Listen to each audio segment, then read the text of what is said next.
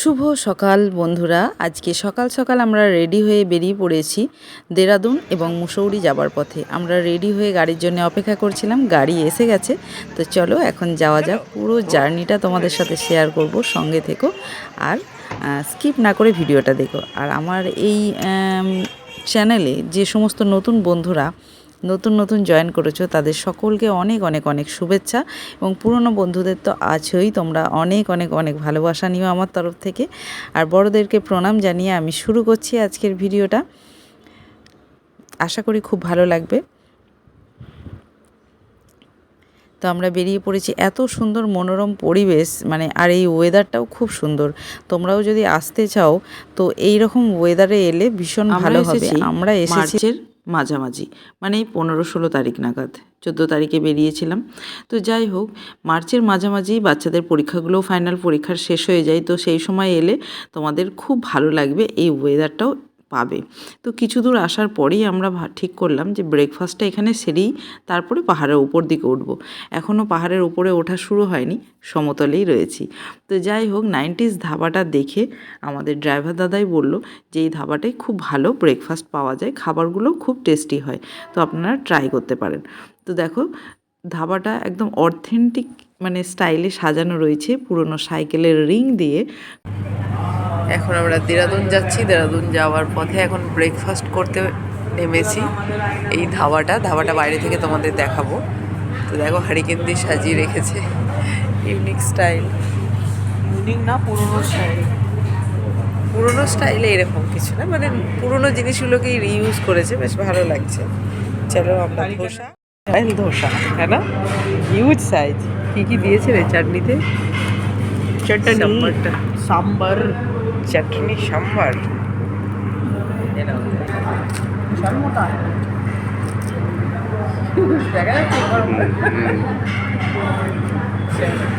ধোসাটা test করার পর খুবই ভালো লেগেছে। ধোসা খাবার পরে আমরা আবার একটা পরাঠা অর্ডার দিয়েছি, আর সাথে চা, আলুর পরাঠা আর চা।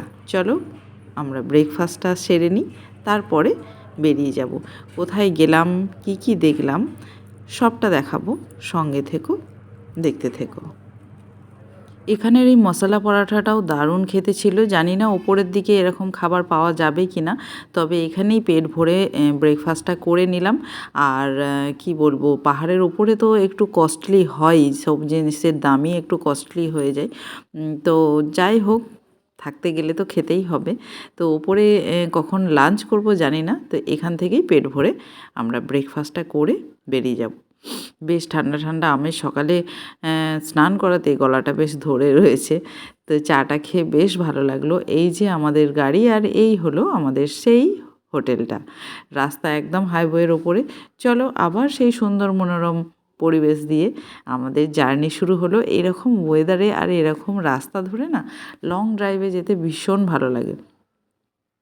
আমার তো কখনো কখনো মনে হয় গাড়িতে মিউজিক বাজবে আর অনেক দূর পর্যন্ত সারা দিনই আমি এইভাবে জার্নি করতে পারবো, কোনো অসুবিধা হয় না। খুব সুন্দর পরিবেশ এখানে। অবশ্যই তোমরা এলে এরকম সময়ে যদি আসো এই ওয়েদারটা পাবে, মার্চের মাঝামাঝি দিকে। আর এদিকে আমার বরমশাই রোমান্টিক হয়ে গেছেন, ভিতরের গাড়িতে মিউজিক বাজছিল, সেই সাথে সাথে উনিও একটু রোমান্টিক লিপসিং করছিলেন। তো যাই হোক, মস্তি করতে করতে পৌঁছে গেছি আমরা। প্রথমে যে স্পটে এসে পৌঁছেছি সেটার নাম হলো সহস্রধারা। দারুণ সুন্দর, চারিদিকে পাহাড়ে ঘেরা, আর মাঝখানে প্রচুর পরিমাণে জলধারা, মানে সহস্রধারা তো সহস্রধারায় চারিদিক থেকে দেখো ধারা বয়ে চলেছে, ঝর্ণার মতো পাহাড় থেকে ঝরছে, গাছের ওপর থেকে ঝরছে, মানে দারুণ লাগছে। সব জায়গাতেই একটা করে স্পট ঘিরে রেখে দিয়েছে, সিঁড়ি দিয়ে উঠে উঠে যেখানটাতেই হাত বাড়াবে সেখানেই তুমি জলই পাবে, জলধারা। এখানে বেশ কিছু রিলসও বানিয়েছিলাম, বেশ ওয়েদারটাও সাথে সাথে জায়গাটাও খুব সুন্দর লাগছিল। এই দেখো, এইটা জলধারাটার ওপর দিয়ে আবার পায়ে হেঁটেও যাওয়া যায়, পুরো এপার থেকে ওপার পর্যন্ত যাওয়া যায়, পুরো বাঁধ দিয়ে ব্রিজের মতো বানিয়ে রাখা আছে। তো চলো, সহস্রধারা দেখা হয়ে গেছে, এখন আমরা এখন এসেছি দেরাদুন জু। দারুণ ওয়েদার, প্রাকৃতিক পরিবেশ তো অসাধারণ। এই যে এন্ট্রি, এখানে টিকিট কাউন্টার, অনলাইন টিকিট করার ব্যবস্থা রয়েছে।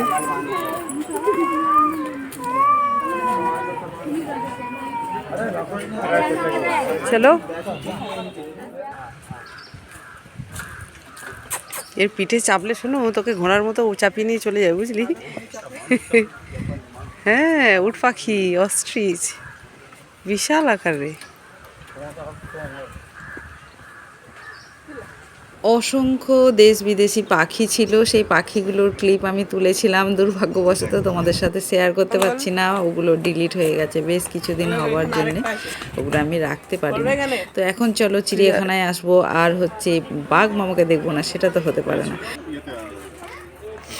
ভাই বললাম তো ভাই, দেখেন কেমন রোদে শুয়ে ঘুমাচ্ছিল বলো। কেমন যাচ্ছে দেখো ধীরে ধীরে।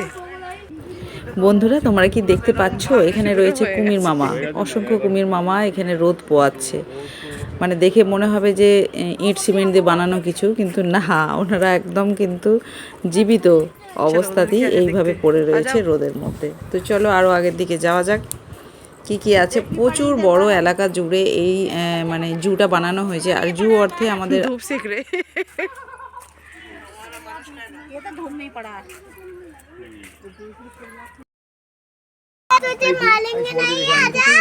জলদি বুলাও, জলদি বুলাও। বাঘ মামার মাকে একটা ভালো জায়গায় আটকে রাখা হয়েছে, আর ওটা বাচ্চা যেটাকে দেখানো হচ্ছিল সেটাকে আমি আরো একবার দেখাবো। চলো নিয়ে যাই তোমাদেরকে, তোমরাও সঙ্গে থাকো, চলো দেখতে থাকো। খুব সুন্দর এখানকার প্রাকৃতিক পরিবেশ, তো এত মনোরম, মানে কি বলবো, পাহাড়ের বলা হয় মুসৌরিকে।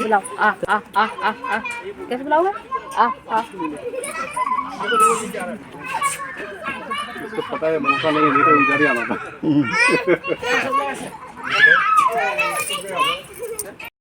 অনেক হয়েছে এই চিড়িয়াখানা দেখা, চলো এবার বেরিয়ে পড়ি। বেরিয়েই চলে এসেছি আমরা কেম্পটি ফলে। তো এটা হচ্ছে একটা ওয়াটারফল, দারুণ সুন্দর এই ফলটা দেখার জন্য অনেকেই প্রথমেই ওয়াটারফলেই আসে। তো আমরা অনেকটা কিছু কভার করে ওয়াটারফলে এলাম। আর এখানে যে জলটা কি বলবো, একদম বরফ গোলা জল নামছে। কিছুটা হাত দিয়ে দেখতে গিয়েছিলাম, হাতটা মনে হলো কেটেই বেরিয়ে যাচ্ছে, এতটাই ঠান্ডা। দেখো আমাদের চোখগুলো ঠান্ডা হওয়াতে কালো হয়ে গেছে অনেকটাই। তো সারাদিন ঘুরে জার্নিটাও হয়েছে। আর এই জলেতেই অনেকে স্নানও করছে, জানি না কীভাবে করছে। আর এখানে দেখলাম যে সমস্ত শপগুলো রয়েছে, তাতে কাঠের জিনিস ভীষণ সুন্দর পাওয়া যাচ্ছে।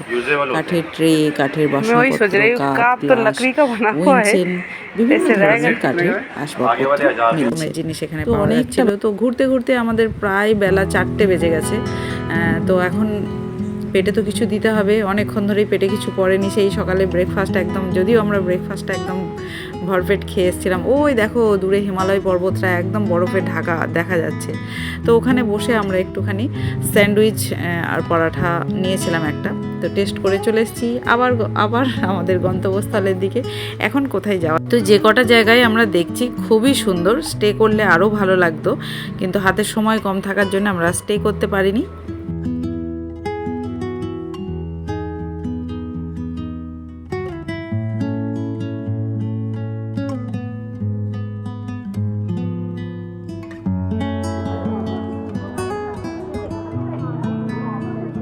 এখন আমরা এসেছি হচ্ছে মুসৌরি লেকে। লেক এখন সন্ধ্যের একটু আগেই দেখো লেকের জল একদম টলটল করছে। লেকে কোনো মানুষজন নেই এখন আর। আমরাও কোনো কিছু রাইডে আর চাপলাম না, বাস দেখেই এখানে কিছুটা টাইম ঘুরে চলে এলাম। আর এখানের ওয়েদারটা বেশ ঠান্ডা, ছেলে তো ঠকঠক করে কাঁপছিল। তো কোনো রকমে এখানে কিছুক্ষণ সময় দেখে উঠে এসেছি, এবং ফেরার পথে সব শেষ আমাদের যে জায়গা গন্তব্যস্থল, সেটা হলো আমাদের এই মন্দিরটা, স্ফটিক শিবলিঙ্গ মন্দির। কত বড় বড় দুটো স্ফটিকের শিবলিঙ্গ বসানো রয়েছে দেখো। আর এর পিছনে যে জিনিসটা লেখা আছে সেটা তোমরা একটু নোটিশ করে দেখো।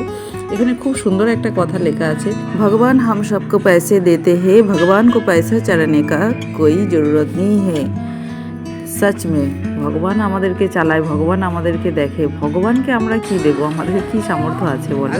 তো যাই হোক, সামনেও একটা এই যে ছোটো স্ফটিকের শিবলিঙ্গ ছিল, সেখানে আমার বর মশাই সেখানে একটু পুজো করে নিল সন্ধেবেলা। তো খুব ভালো লাগছিল, অনেকেই এসে পুজো করছিল। তো আমরা এখানে বসেছিলাম। আর একটা এখানে বিশেষ ব্যাপার, যে সমস্ত দর্শনার্থীরা এখানে আসে, পর্যটকরা আসে, তাদের সকলকে এখানে ফ্রিতে চা খাওয়ানো হয়। প্রসাদ তো আছেই, কিন্তু চাও খাওয়ানো হয়। এটা প্রথম মন্দির যেখানে আমি এটা দেখলাম। এটার ওনার হলো একজন বাঙালি। তো দেখো এই যে শিবলিঙ্গটার পিছনেই বাংলাতেও লেখা আছে, ঠাকুরের মন্দিরে টাকা পয়সা দেবেন না। তো খুব সুন্দর এই মন্দিরটা। এই মন্দিরটাই আমাদের শেষ ডেস্টিনি ছিল। এখান থেকে ঘুরে আমরা হোটেলের পথে মানে হোটেলে ফিরবো। সব আমাদের ঘোরা হয়ে গেছে, খুব ভালো লাগলো। তো আজকের মতো আমার ভিডিও এতটুকুই। ভালো লাগলে লাইক শেয়ার